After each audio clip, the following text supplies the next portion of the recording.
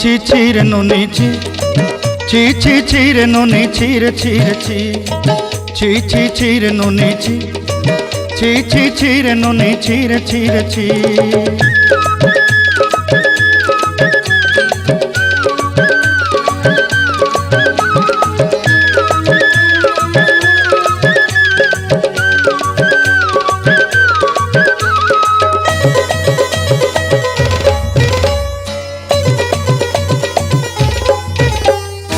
सरते दिनर संग हेबा काजे फाजल नहीं रेल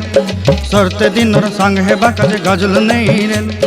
बंजारुनी मार पाके जाई नियम करी रेल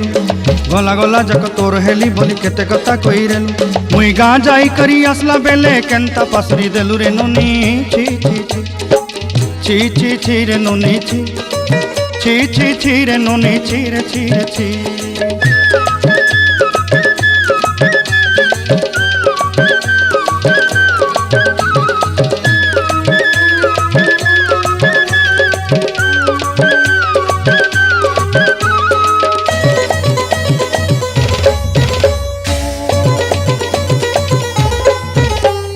धन के देखलु तुई ननी सिना मन के चिन्हलु नाय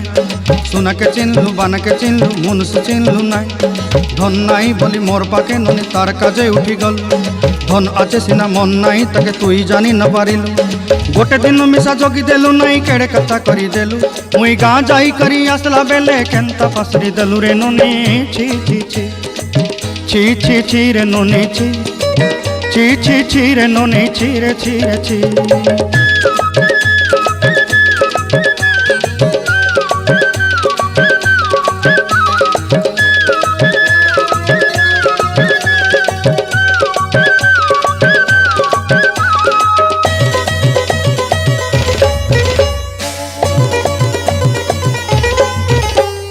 तोर कथा धरी ऋण बाड़ी धरी सब कथा करी